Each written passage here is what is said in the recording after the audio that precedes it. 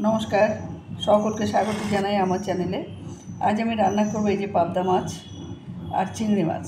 পাবদা মাছ দিয়ে আলু কাঁচকলা দিয়ে মাখা মাখা একটা তরকারি হবে, আর চিংড়ি মাছের ঝাল হবে। এই যে চিংড়ি মাছের ঝাল হবে।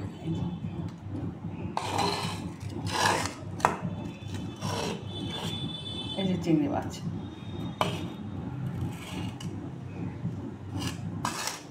তো আমি কড়াই চাপিয়ে দিয়েছি, কড়াইটা গরম হয়ে গেছে। এবার দিয়ে দেবো তেল।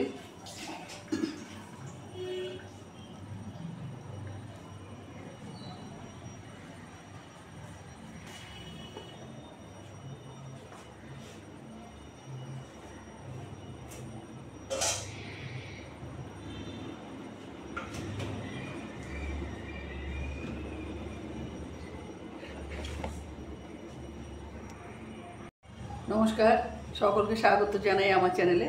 আজ আমি রান্না করব এই যে চিংড়ি মাছ আছে আর পাবদা মাছ। চিংড়ি মাছ দিয়ে আর আলু দিয়ে পেঁয়াজ দিয়ে একটু ঝাল করবো, আর এই পাবদা মাছের কাঁচকলা আলু দিয়ে হালকা মানে মাখা মাখা একটা তরকারি হবে মাছের। এ দুটো করবো, সঙ্গে থাকুন, দেখতে থাকুন।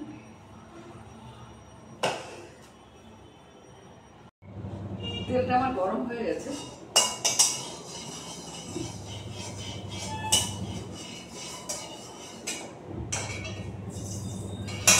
তেল গরম হয়ে গেছে, না দিয়ে দেবো পাবদা মাছটা একটু ভাজতে। দুধের করে ভাজবো, বড্ড ভেঙে যায়, এত নরম মাছ। ভাজবো, সঙ্গে থাকুন।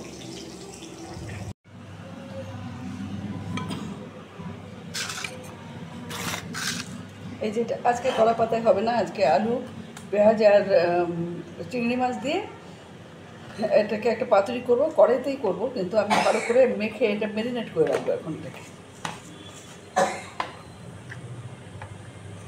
দিয়ে দেবো হলুদ,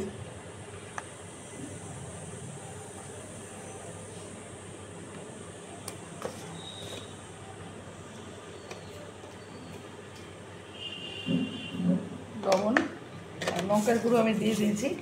লঙ্কার গুঁড়ো নয়, পেস্টটাই ছিল, সে পেস্টটাই দিয়েছি। আর এই যে সর্ষের তেল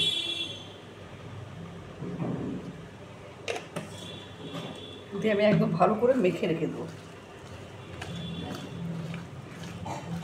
কিছুক্ষণ মেখে তারপরে এটাকে কড়াইতে দিয়ে দেবো। আর দেবো ধনে পাতাটা একটু পরেই দেবো, এখনই না।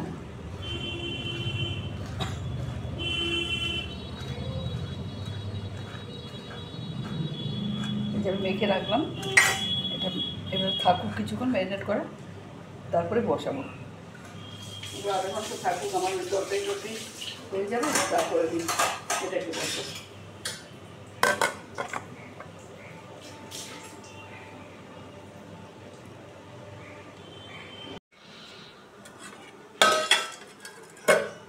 এই যে চিংড়ি মাছটা ম্যারিনেট করে রেখেছিলাম, প্রায় আধা ঘন্টার উপরেই হয়ে গেল। এবার আমি এটা বসিয়ে দেবো। এটার মধ্যে তেল সব দেওয়া আছে, জাস্ট কড়াইতে বসিয়ে দেওয়া, আর কিছুই না। তারপর হওয়ার পরে দেখাবো।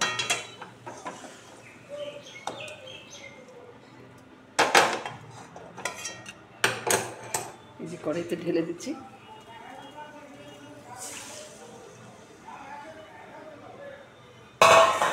দিয়ে ঢাকা দিয়ে দেবো, ব্যাস।